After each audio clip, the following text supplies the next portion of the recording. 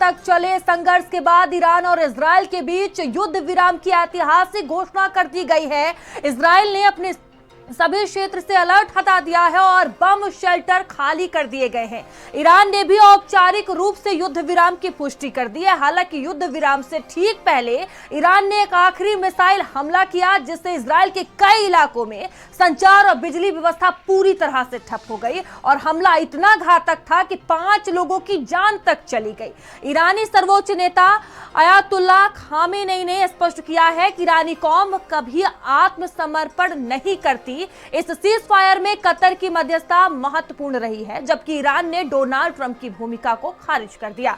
दूसरी ओर ट्रंप ने इसे अपनी सफलता बताते हुए युद्ध विराम की घोषणा की और कहा कि अमेरिका ईरान पर कोई जवाबी हमला नहीं करेगा।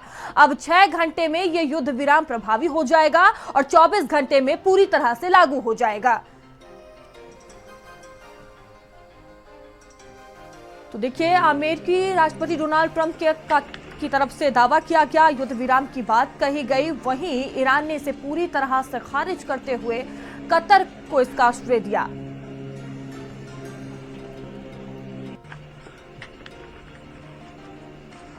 तो 12 दिन तक चले भीषण संघर्ष पर देखिए अब विराम लग चुका है। ईरान और इजरायल के बीच युद्ध विराम की ऐतिहासिक घोषणा कर दी गई है। पूरी तरह से युद्ध विराम हो चुका है।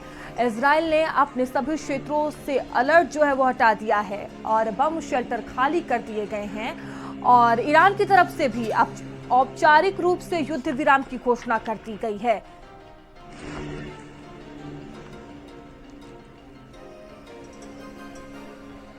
तो देखिए, भारी तबाही इस दौरान देखने को मिली और ईरान की तरफ से आखिरी हमला कर बड़ा ऐलान किया गया युद्ध विराम का। तो आपको बता दें, ट्रंप का ईरान इजरायल के बीच सीज फायर का दावा, युद्ध विराम को लेकर जो दावा किया गया। और देखिए, इजरायल ने ईरान के 4 ड्रोन मार गिराए। सुरक्षा कैबिनेट के साथ नेतन्याहू की बैठक हुई। तो पूरी जो टाइमलाइन है युद्ध विराम की वो हम आपको बता रहे हैं। युद्ध विराम हमेशा के लिए रहेगा, ये ट्रंप की तरफ से बड़ा दावा किया गया। साथ इजरायल के साथ तो कोई फाइनल सीज फायर नहीं है। ईरानी विदेश मंत्री का ये बड़ा बयान सामने आया।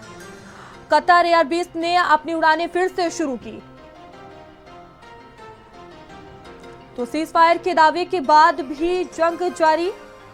तो देखिए, सीज फायर की बात कही गई, लेकिन उसके बाद भी हमला किया गया। ईरान ने बैलिस्टिक मिसाइल से हमला किया और ये जो हमला है वो आबादी क्षेत्र में किया गया। ईरान के इजरायल पर 6 मिसाइल हमले हुए।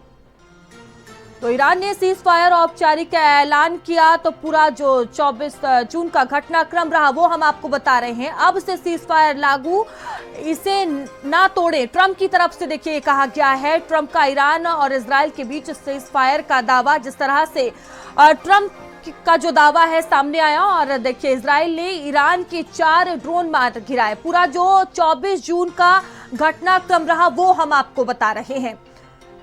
फिलहाल ये 12 दिन तक जिस तरह से संघर्ष चला, इसके बाद अब देखिए ईरान और इजरायल के बीच युद्ध विराम हो चुका है।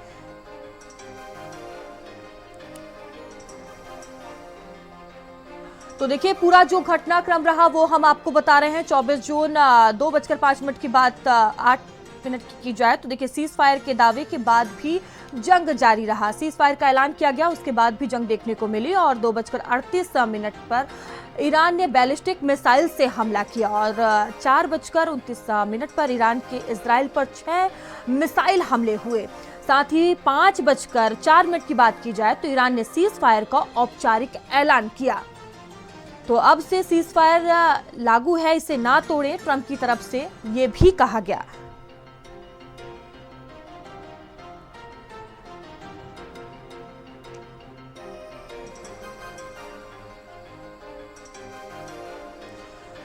तो देखिए, सुरक्षा कैबिनेट के साथ नेतन्याहू की बैठक हुए। फिलहाल एक बड़ा ऐलान जो है वो कर दिया गया है।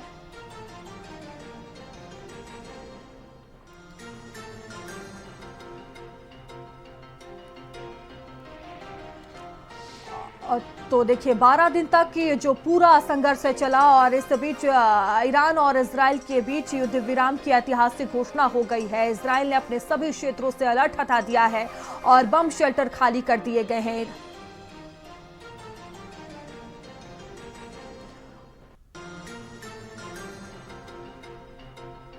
और हमारे साथ दो मेहमान जुड़ चुके हैं, जेपीएस राठौर हैं और हमारे साथ अमीन जी भी हैं। और सर, मैं आपके पास आऊंगी जेपीएस जी। जिस तरह से युद्ध विराम की बातें सामने आ रही हैं और जिस तरह से ये पूरा संघर्ष चला 12 दिन का, अब देखिए बड़ा ऐलान कर दिया गया है, युद्ध विराम की बात सामने आई है। किस तरह से इस पूरे घटनाक्रम को आप देख रहे हैं? देखिए, सबसे पहले तो मैं आपको बताऊं कि जिस तरीके से मैंने पहले भी आपके चैनल पे कहा था कि अमेरिका का जो रोल है, अमेरिका डायरेक्टली इन्वॉल्व होने की एक उसने कोशिश नहीं करेगा, क्योंकि अमेरिका ने थोड़ा सा अपना एक्शन करके जो उसकी कर्मी थी वो फिर महसूस कर ली। और उसके बाद में ये जो है अमेरिका, क्योंकि अमेरिका का इन्वॉल्व होना जो है कई चीजों की तरफ इंगित करता है। ना तो अमेरिका इसको सस्टेन कर सकता है और ना इसको ईरान अमेरिका के अटैक को वो कर सकता है। जहां तक ट्रंप के ये सीज फायर की बात है, ट्रंप की बात का तो कोई विश्वास ही नहीं है, क्योंकि उनके सीज फायर की घोषणा के बाद में फिर भी ये युद्ध जो है जारी रहा, कोई इसमें वो नहीं है। अब हमें ये एक वेट एंड वॉच की सिचुएशन है, जिसके अंदर कि हमें पूरा घटनाक्रम को देखना पड़ेगा। और चाहे वो हम ईरान की बात करें, चाहे इजराइल की बात करें और चाहे अमेरिका की बात करें, इस युद्ध को आगे सस्टेन करना किसी के लिए भी ना तो हितकारी है बल्कि सभी के लिए विध्वंसक है। तो इसमें एक जो सबसे बड़ी बात है कि इस सिचुएशन से किस तरीके से एक निकला जाए।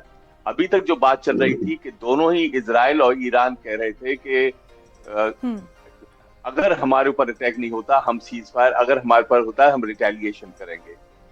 दूसरे पक्ष को पहले लड़ाई को रोकना पड़ेगा, ये एक बड़ी, और उसके साथ में वो भी चल रहा था, रिटेलिएशंस भी हो रहे थे, फायरिंग भी हो रही थी, वो सब हो रहा था।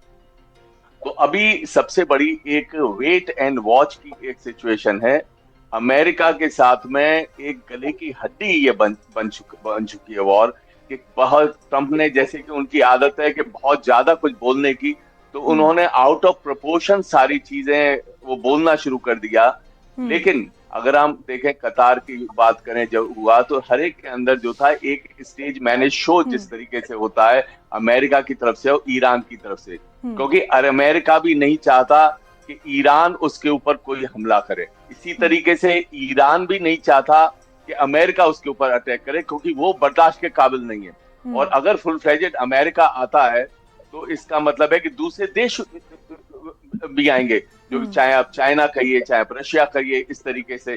तो अभी जो सिचुएशन है उसको मैं पूर्ण सीज फायर अभी मानने के लिए तैयार नहीं हूं। It is a wait and watch, क्योंकि जब स्थिति ये होगी कि दूसरा अगर रुकेगा तो मैं रुकूंगा, ये नहीं कि मैं रुकूंगा। हालांकि नेतन्याहू ने भी अपनी मीटिंग के अंदर ये कर दिया है कि उन्होंने बंकर, जो आप कह रहे थे कि सारी चीजें जो उन्होंने जो युद्ध को रोकने के लिए की है वो उन्होंने कर दी है। But let us wait and watch.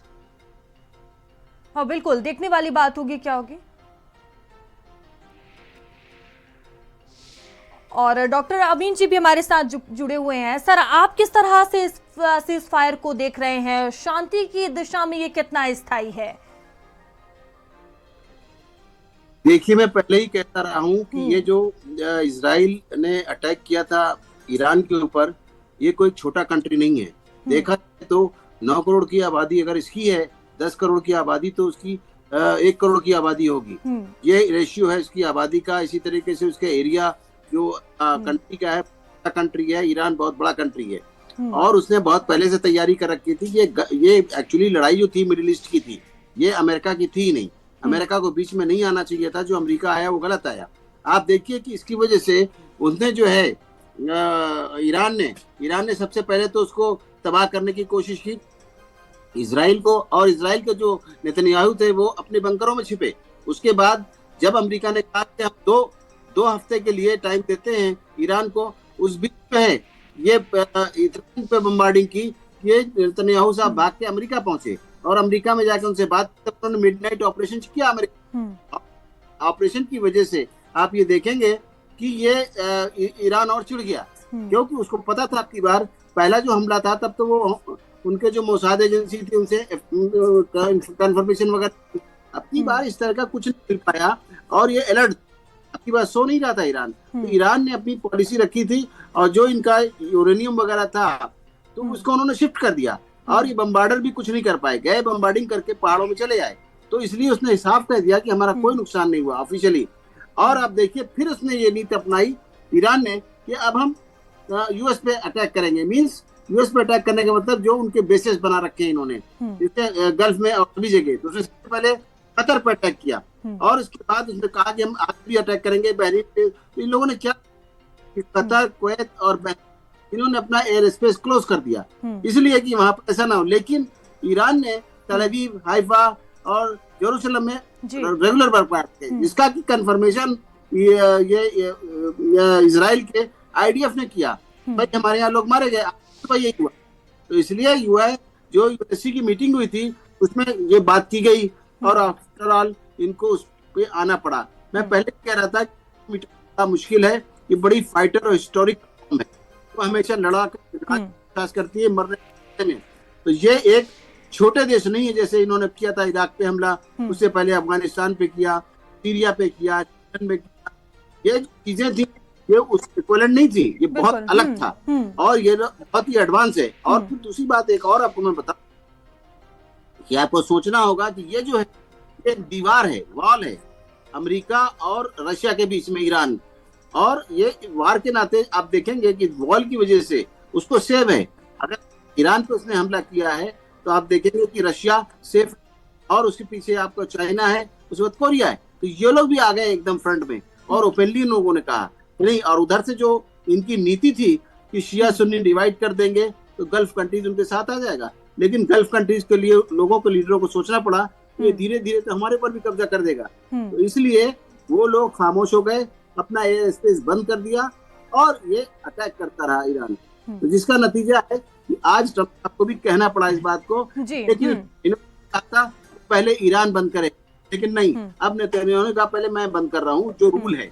उन्होंने हमला किया था, उन्होंने जी बिल्कुल। जीपीएस जी भी लगातार हमारे साथ जुड़े हुए हैं। जीपीएस जी, अभी जो मौजूदा हालात हैं, जिस तरह की तस्वीरें देखने को मिल रही है, सीज फायर की बात की जा रही है, युद्ध विराम की बात की जा रही है, जिसे स्थायी नहीं माना जा रहा है, तो क्या कुछ आगे देखने को मिल सकता है?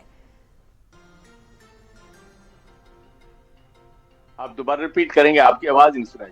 सर देखिए, जिस तरह से सीज फायर की बात की जा रही है, युद्ध विराम की बात की जा रही है, जो आप भी बता रहे हैं कि वो स्थायी नहीं माना जा रहा है, तो आगे और कुछ क्या हो सकता है? क्या संभावना है कि क्या दोनों देशों में बातचीत हो सकती है? क्या कुछ आगे देखने को मिल सकता है?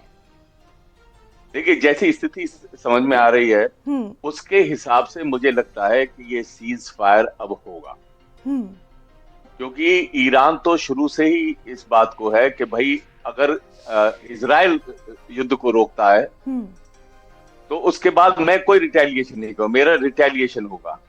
और दोनों की क्षमता भी अगर युद्ध पॉइंट ऑफ व्यू से देखें, वॉर पॉइंट ऑफ व्यू से देखें, तो उनकी भी जो है धीरे धीरे एग्जॉस्ट होती जा रही हैं। उनके जो डैमेजेस हो रहे हैं वो बहुत ज्यादा हैं। और सबसे पहले जो है अमेरिका की जो बीच में इनडायरेक्टली वो लगा हुआ था, उसके बाद में डायरेक्ट थोड़ा उसने वो भी किया। फिर उसने हीट जो होती है, गर्माहट जो होती है, उसने उसको भांप लिया कि अगर मैं इसको और ज्यादा बढ़ता हूं तो इसमें अमेरिका का सबसे बड़ा नुकसान है। तो ये बात तो सही है कि अमेरिका दोनों को इन्फ्लुएंस कर रहा है कि किसी तरीके से आप जो है इसको आप रोकिए, क्योंकि इसमें जो सबसे बड़ी जो जिस तरीके से भारत और पाकिस्तान के युद्ध के बीच में हार अगर हुई थी तो चाइना की हुई थी, क्योंकि चाइना चाहता था कि युद्ध जो है आगे बढ़े और भारत की तबाही हो। इसी तरीके से इस युद्ध के अंदर भी अमेरिका का रोल वही था। अमेरिका ये भी जानता है अच्छी तरीके से कि अगर मेरा इन्वॉल्वमेंट होता है तो नॉर्थ कोरिया, चाइना, रशिया, ये लोग भी सीधे इसके अंदर आगे कूदेंगे। और अमेरिका किसी भी तरीके से, अगर हम कहें थर्ड वर्ल्ड वॉर की बात, तो ये मैं बिल्कुल मानने को तैयार नहीं हूं कि इस समय ना तो अमेरिका तैयार है ना कोई और देश तैयार है। और इस सिचुएशन से बाहर निकलने के लिए ये ट्रंप की एक स्ट्रेटेजी है। और इसमें ये अपना इजराइल ने जब कह दिया है कि ये हम जो है रोकने के लिए तैयार हैं, तो मैं समझता हूं कि अब इसके बाद में ये पॉसिबिलिटीज कुछ दिखने लगी हैं, but still we have to wait and watch. बिल्कुल देखने वाली बात होगी कि क्या कुछ होता है। और मोहम्मद अमीन जी लगातार हमारे साथ बने हुए हैं। अमीन जी देखिए, अगर भारत की बात की जाए तो इस संघर्ष में, इस स्थिति में भारत की भूमिका को किस तरह से देख रहे हैं? कितना असर पड़ेगा? फिर चाहे वो कच्चे तेल की बात की जाए, खाड़ी देशों में बसे लोगों की बात की जाए, क्या प्रभाव पड़ सकता है?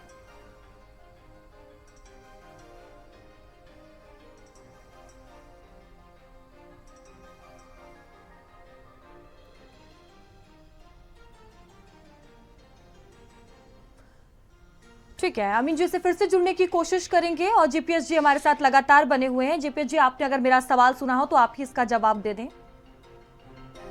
देखिए, ऐसा है कि जहां तक तेल का सवाल है, असर तो पड़ेगा, क्योंकि जिस हाई परसेंटेज में ईरान जो है विश्व को और तेल सप्लाई करता है, तो उसके ऊपर जो है पूरा उसके जो है असर तो उसका बहुत बहुत पड़ने वाला है। ठीक है, जो लोग अपने रिजर्व यूज करेंगे, लेकिन अल्टीमेटली तो हमें उसी के ऊपर डिपेंड होना पड़ेगा। तो दिस इज व्हाट द जो ऑयल की सिचुएशन है, that is going to float around the world.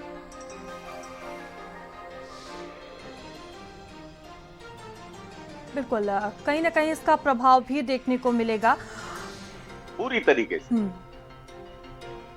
बिल्कुल, पूरी तरीके से इसका प्रभाव आप। हाँ, अमीन जी भी लगातार हमारे साथ जुड़े हुए हैं। अमीन जी देखिए, जिस तरह से अभी मौजूदा स्थिति बनी हुई है और भारत की भूमिका को आप किस तरह से देख रहे हैं? क्या इसमें भारत को भी कोई पहल करने की जरूरत थी? नहीं, सवाल है, भारत अपनी जगह स्टैंड लेता है। वो उसने पहले ही कहा था कि दोनों ही हमारे दोस्त हैं, और जिस तरह भारत की बायलैटरल अपनी नीति है, यानी जो विदेश नीति है, उसमें हमसे जो जैसा व्यवहार करेगा उसका हम वैसे तो जवाब, और हम उसके साथ उसी तरह व्यवहार रखेंगे। ये मोदी जी की नीति है, जब से 14 से बने। पहले वेस्ट की पॉलिसी कभी हमने कभी ईस्ट की, लेकिन अब मोदी जी का बिल्कुल क्लियर स्टैंड है कि हम जैसे को तैसा, टिट फॉर टैट, यानी जैसे हम और वो हमेशा देखिए 100 कंट्रीज से ऊपर वो दौरे कर चुके हैं, इसीलिए कि वो किसी पे डिपेंड हैं, और हमेशा पॉलिसी को, अपनी बातों को रखना चाहते हैं। और जो भी एग्रीमेंट हुए हैं इंटरनेशनल स्तर पे, वो बायलैटरल हुए, 1 to 1 हुए, चाहे वो अमेरिका की बात कीजिए, चाहे वो किसी कंट्री की ले लीजिए, छोटे से छोटे कंट्री साइप्रस, क्रोएशिया तक की बात ले लीजिए, कनाडा की बात, उन्होंने हमेशा, देखिए कनाडा में भी उन्होंने संबंध तोड़ दिए थे, क्योंकि कनाडा को जी हेलो जी। और देखिए, अगर ये जंग आगे बढ़ती और स्थिति और भी ज्यादा खराब होती तो क्या कुछ होता, कितना प्रभाव पड़ता, वो हम आपको ग्राफिक्स के जरिए बता रहे हैं। तेल की कीमतों में तेज बढ़ोतरी देखने को मिलती, देखिए इसका भारी प्रभाव देखने को मिलता। वैश्विक शेयर बाजारों में गिरावट हो जाती, जंग लंबी छिड़ती तो क्या कुछ होता, वो हम आपको बता रहे हैं। ईरान और इजराइल की अर्थव्यवस्था पर दबाव पड़ता, साथ ही ट्रेड रूट्स बाधित, महंगाई में उछाल देखने को मिलता। और देखिए, हार्मोज पर दबाव और दुनिया में कहीं ना कहीं भूचाल की स्थिति बन जाती, तो बमबारी और हमलों से लाखों लोग बेघर हो जाते।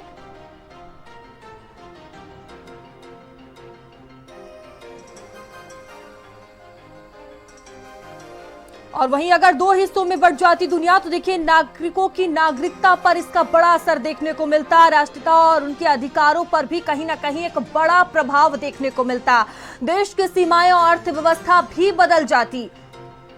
तो देखिए, दो देशों के बीच तनाव और संघर्ष की स्थिति भी बनती, ये हम आपको बता रहे हैं। अगर दो हिस्सों में दुनिया बढ़ जाती तो कितना प्रभाव पड़ता, क्या कुछ होता। अब देखिए, देश के दो हिस्सों के बीच क्षेत्रीय विवाद हो सकते थे।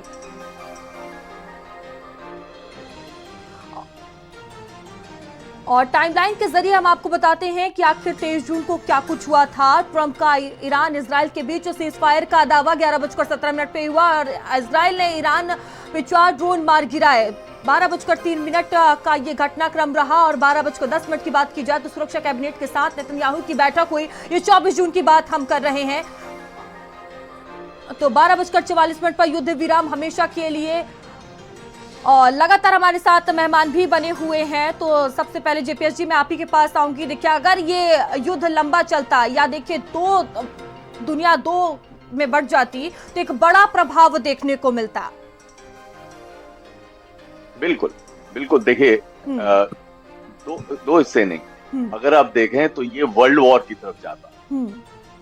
अगर ये सिचुएशन आगे बढ़ती तो सीधे तरीके से वर्ल्ड वॉर में ये जाता, क्योंकि अमेरिका का डायरेक्टली पूर्ण तरीके से आने का मतलब था कि रशिया, नॉर्थ कोरिया और चाइना और बाकी उनके जो अलाइज हैं वो इस चीज को बैठे हुए नहीं देख सकते थे। साथ में अगर हम उससे देखें, एक जो आपने एक प्रश्न पूछा था कि इंडिया का रोल इसके अंदर। जी सर, हमारे पास वक्त की थोड़ी कमी है, माफी चाहूंगी। हमारे साथ अमीम जी भी हैं। अमीम जी, आपका लास्ट रिएक्शन जानना चाहूंगी। जिस तरह से देखिए अभी तो सीज फायर का ऐलान कर दिया गया है, लेकिन अगर ये युद्ध लंबा होता कहीं ना कहीं पूरी दुनिया पर एक बड़ा प्रभाव छोड़ता। देखिए, हर तरीके से, चाहे इकोनॉमिकली हो चाहे सोशली हो, हर तरीके से इफेक्ट पड़ने वाला था पूरी दुनिया में। और पूरी दुनिया जो है उसके अंदर ये वर्ल्ड वार की तरफ जाती, जो मैं रक्षा विशेषज्ञ से बिल्कुल सहमत हूँ इस मामले में। ये जो लड़ाई थी ये थर्ड वर्ल्ड वार की तरफ जाती, जिसको मैं शुरू से कहता आ रहा हूँ, क्योंकि ये सीधे दुश्मन है रशिया और आपका ईरान और आपका लेडी कोरिया और चाइना। तो इसलिए वो सीधी लड़ाई होती और ये लोगों ने खुल के उनका समर्थन किया। तो इससे अमेरिका को पता लग गया कि नहीं, हमको पीछे हटना होगा, इसीलिए अमेरिका पीछे हटा है, अदरवाइज बड़ा मुश्किल हो जाता संभालना। बिल्कुल, आप दोनों का ही बहुत धन्यवाद हमारे साथ जुड़ने के लिए और तमाम जानकारियां साझा करने के लिए। तो देखिए, पूरा जो संघर्ष है वो 12 दिन तक चला और इसके बाद ईरान और इजराइल के बीच युद्ध विराम की ऐतिहासिक घोषणा कर दी गई है। और अभी के लिए इतना ही। बने रहिए भारत समाचार के साथ। नमस्कार।